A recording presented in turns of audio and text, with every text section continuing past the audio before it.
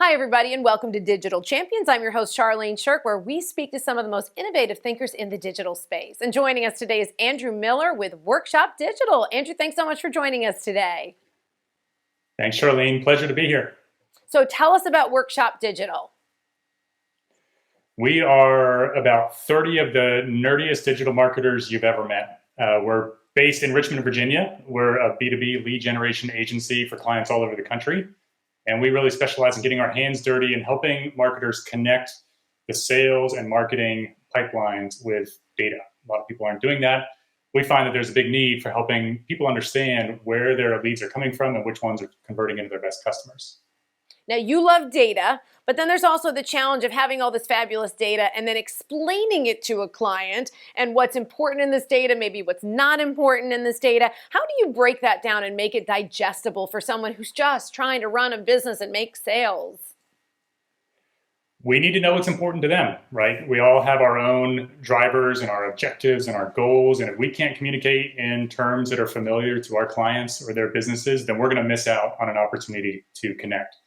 So in our day-to-day work, we're always working with our clients to understand their pain points, their competition, their internal stakeholders, their lines of communication, their frustrations.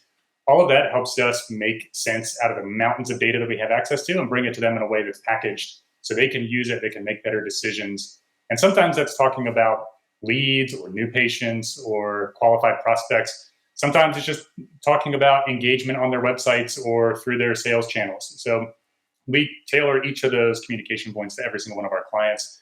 And that gives us some insight into their businesses and what's important to them. So we're not trying to speak in a cookie cutter language to everybody all the time. And so normally I would ask what the pain point is, but it sounds like you said these are the variety of pain points. And the first thing we do, our philosophy is let's look at what the data is telling us about maybe why you're having this pain. And we've been hearing a lot about AI and data and the different ways data is going to be mined. It was mined, will be mined.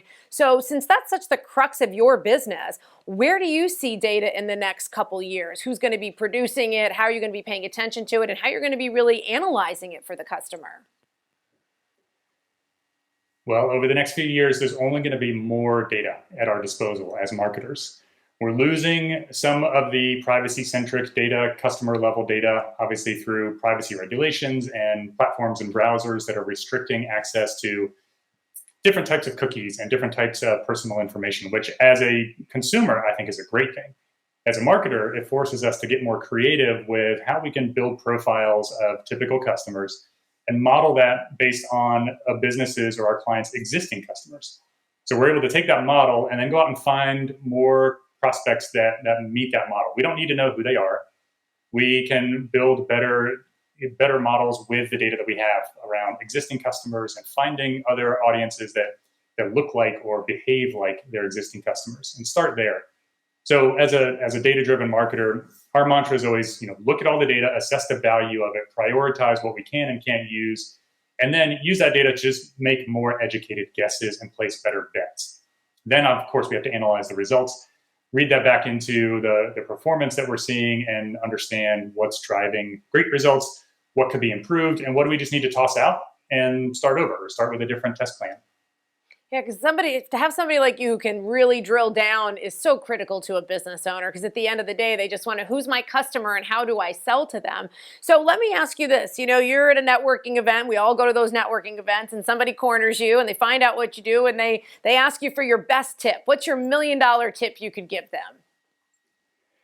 Yeah, I love this one. The $1 million tip that I love to give out is make sure you actually understand who your current customers are. It's hard for us as a marketing partner to bring you more customers or more qualified prospects if you can't even articulate who your customers are.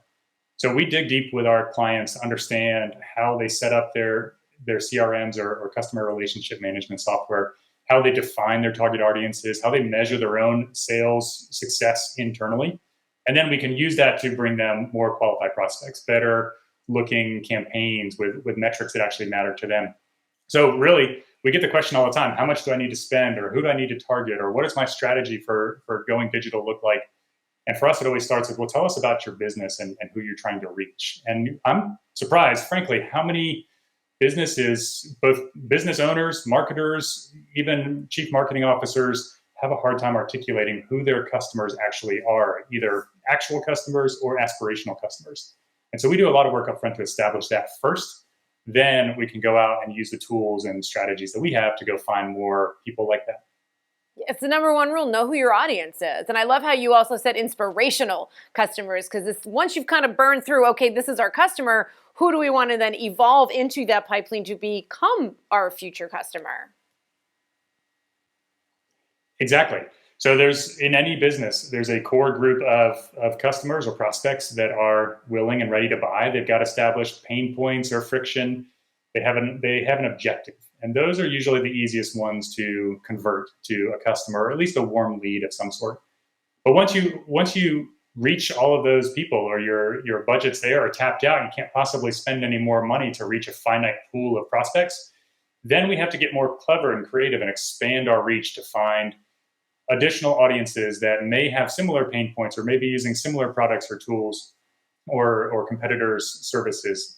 And then we can come up with different ways to approach them to help them identify problems maybe they don't know they have yet, or efficiencies they can gain, or better ways they can solve their own challenges if only they knew about our clients' products or services.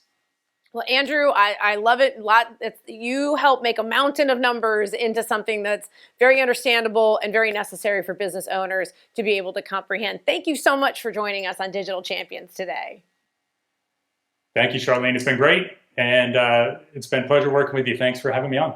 Oh, thank you. It's our pleasure. And that's Andrew Miller with Workshop Digital. And if you'd like to learn more about what they're doing over there with all the data, you can check them out at dailyadbrief.com. And that's going to do it for us on Digital Champions. I'm your host, Charlene Shirk. We look forward to learning something new with you next time.